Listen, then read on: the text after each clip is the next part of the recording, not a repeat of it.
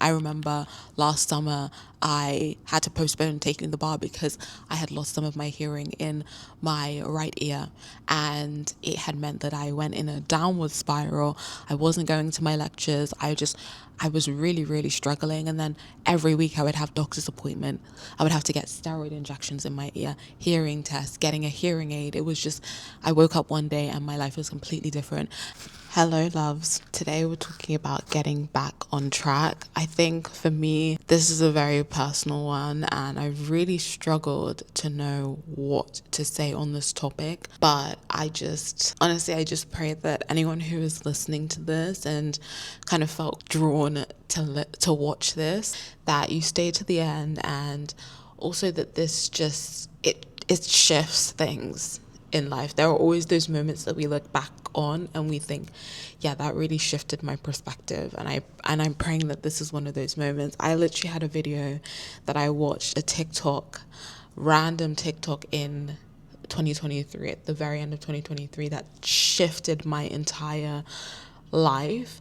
Honestly, the effects, I didn't really feel it till like literally a whole year later after watching that video. But there are moments like that, and I hope this is one of those moments for you as well. So let's talk about getting back on track. When I got back to New York after traveling and going to Thailand and Indonesia and Paris and London and being at home with my family, I really felt like, okay, I'm back. I have had this break, and I'm gonna go and I'm gonna attack everything I need to attack. And I got back and I was like exhausted. I felt no motivation, but I just felt paralyzed with fear. And I think some of us, we are running on empty. We feel paralyzed by decisions, and we could go this way, or should we do this? And it really affects our ability to actually show up in the way that we know that we can. And there's nothing more disappointing than just knowing that you're capable of so much more than you're currently achieving. I feel like that's one of the biggest pains,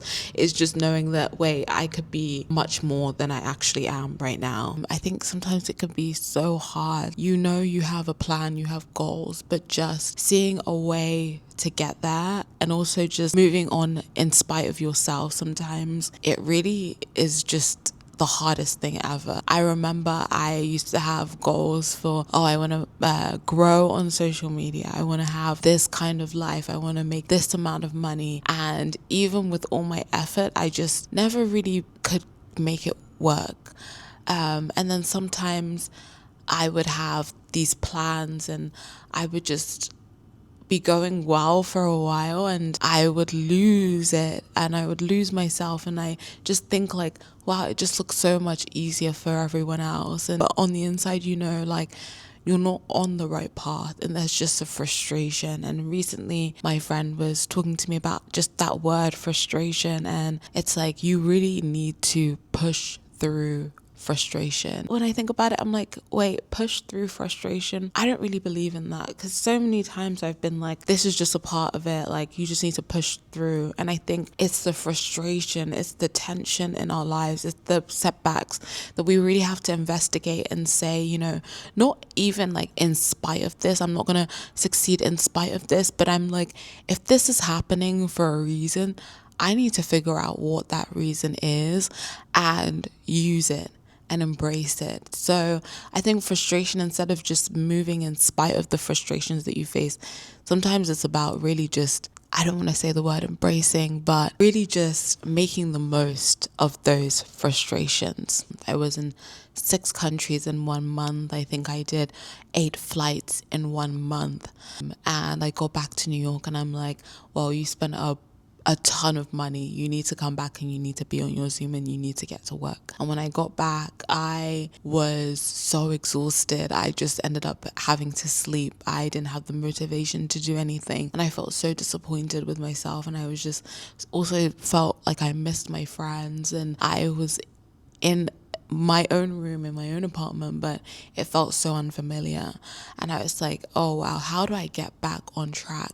How do I make sure that because I'm an entrepreneur, and if I don't work, I don't eat. And I'm like, how am I going to be able to pay my rent? And it becomes like one thing after another, and you start to spiral, because it's like, I want to get it together. I don't know how, I can't, I'm trying, it's not working. And it's like, how do I get back on track? And that's just what I was feeling when I first got back to New York a few weeks ago, after having just this wonderful, wonderful trip. And a part of you is just like, you just push through, girl. You just need to push through. But it's like, there is a reason behind the feelings, whether it's the feeling lethargic, feeling unmotivated, whether it's the feeling of like, wow, I can't do this, whether it's the fear, whatever it is, you almost have to sit with it. You almost have to sit with it and be okay with it, and inspect it and pick it apart and be like, why do I feel this frustration? And sometimes it's on the other side of that frustration, or using that frustration. There's a book that I read a few years ago. It's called The Obstacle in the Way is the Way, was the name of the book, which just kind of sounds long now. I'm like, maybe it was a shorter title, but the idea was the thing that feels like the thing that is standing in your way might actually be the way.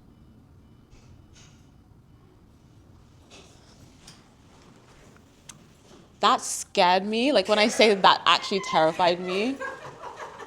I didn't know you were here. What the heck? Don't do that again.